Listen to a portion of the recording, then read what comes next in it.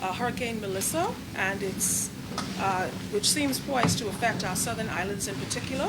Prime Minister Davis will read a statement and other information pertaining to where we are. Prime Minister Davis. Yes. Good morning to all again. I think before I address matters at home, I want to begin by extending my deepest thoughts and prayers to our brothers and sisters across Jamaica, the Dominican Republic, Cuba, and Haiti, who are facing the full force of Hurricane Melissa. We stand with them in solidarity and in prayer.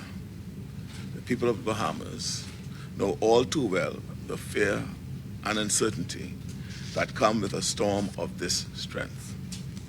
I hope when I spoke to I've been in contact, with Prime Minister Andrew Holness of Jamaica earlier to personally extend the support of my government and the Bahamian people and to join other Caribbean leaders in offering any assistance we can provide. Across the Caribbean, we share more than geography. We share a bond of resilience, faith, and strength in adversity. Today, that spirit of regional unity guides our response and our compassion.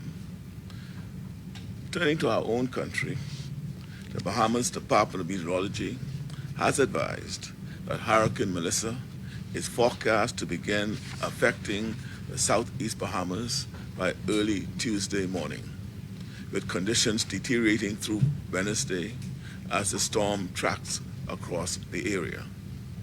Following the advice of the Disaster Risk Management Authority and the Bahamas Department of Meteorology, my government has decided to issue formal evacuation notices for residents in the islands of Inagua, Acklins, Crooked Island, Maguana, and Ragged Island.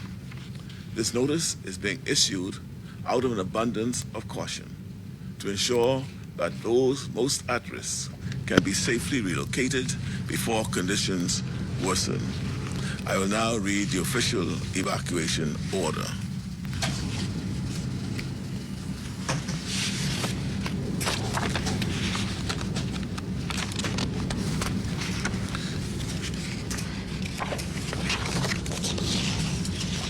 In exercise of the powers conferred by Section 56 of the Disaster Risk Management Act 2022, the Prime Minister makes the following order. This order may be cited as the Disaster Risk Management Evacuation Southeast Bahamas Order 2025.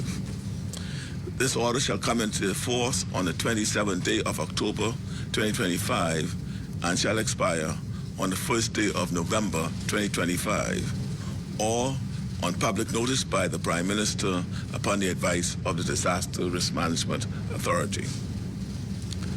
The Prime Minister, being satisfied upon the advice of the National Disaster Emergency Council and on the basis of evidence of the risk of severe flooding and storm surge in the Southeast Bahamas due to Hurricane Melissa, provided by the Disaster Risk Management Authority, that there exists a high probability that failure to act diligently may endanger the health or safety of persons, hereby orders the evacuation of the areas specified in paragraph 3. The following areas are declared subject to mandatory evacuation: Acklins, Crooked Island and Long Key, Inagua, Maguana, and Ragged Island. All persons residing in or present within the area specified in paragraph 3 shall evacuate immediately in accordance with the instructions of the authority. Directions for evacuation. A person who is evacuated under this order shall proceed to another island that is not an affected area and may take private shelter or such shelter designated by the authority. A person referred to under paragraph 4 shall comply with the directions of the Royal Bahamas Defense Force, the Royal Bahamas Police Force, or any other authorized authority. A member of the Royal Bahamas Police Force, a member of the Royal Bahamas Defense Force, or any authorized officer may take such reasonable measures as are necessary to give effect to this order. This order is signed by me this morning here at the office. I'll also indicate that I've likewise issued a disaster risk management declaration of disaster alert for the Central and Southeast Bahamas. And this is just to put them on notice that they ought to be alerted that a disaster is likely to happen. And those areas include Acklins, Cat Island, Crooked Island and Long Key, Exuma, Inagua, Long Island, Meguana, Ragged Island Chain, Rum Key, and San Salvador. That is just an alert to those islands about the possibility of disaster coming their way. For details on the evacuation schedules, those persons in those islands, they are to contact their local family island administrator. Stay tuned as well to the official channels of the Disaster Risk Management Authority for regular updates. I know that many Bahamians will have questions about government preparedness, evacuation logistics, and the measures now underway across our family islands. I want to assure the public that a comprehensive update will be provided later today at 6:30 p.m. when I will join officials from the Disaster Risk Management Authority for a national press conference. At that time, we will outline the specific steps being taken to safeguard lives and property, including transportation arrangements, shelter readiness, and coordination across all government agencies. So stay informed and continue to look out for one another.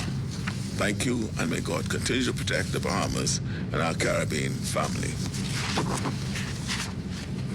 Thank you very much, Prime Minister. Now, the Prime Minister noticed there will be a press briefing at 6:30 this evening.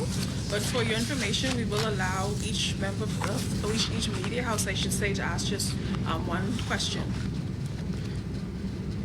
Morning, Prime Minister. John Morning. Williams from our news. What do you say to residents who may not heed the evacuation order? If they say, some family islanders don't want to leave home, they want to stay in their homes. What would you say to those residents who are not considered evacuated? Well, it is a mandatory evacuation order, and the Defense Force and Police Force are empowered to use reasonable measures to ensure that they comply with the evacuation order. If they don't comply by evading, the police officers and defense officers, but then all I can say to them, please, to all residents, please comply with the evacuation order. This is about saving lives, and of course livelihood comes later, but it's about saving lives. We don't want to take any chances with our citizens. The government is making available the opportunity for you to save your life. Please take advantage of it. Do not avoid the measures that we put in place. They're in place for a specific reason. Mr. Davis, LaDon Davis from ZMS. Any special provisions for the elderly and the sick and the downtrodden?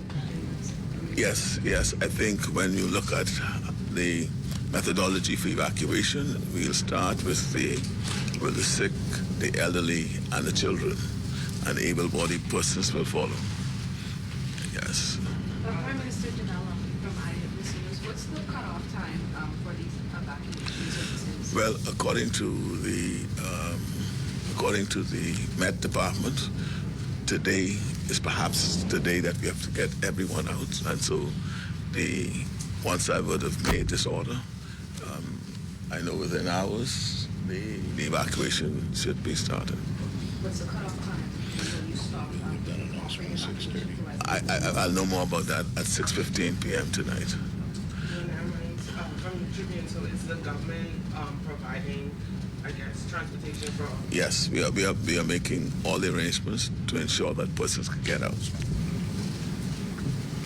The persons would have to find their own place to stay. No, the DRM will tell you that they have activated the shelters here in New Providence to accommodate those persons who would not have family members here to accommodate them. Most family islands will have someone here on the main in New Providence, but those who don't have that facility, we would be looking after them. So, Prime Minister, will residents only be relocated to the property? Yes. Thoughts were given to carrying them to other islands, but all the other islands are likely to be impacted by tropical storm weather as well as the storm moves through. Yes. Thank you very much, everyone. Okay. All right. Thank you all for coming. Thank you all.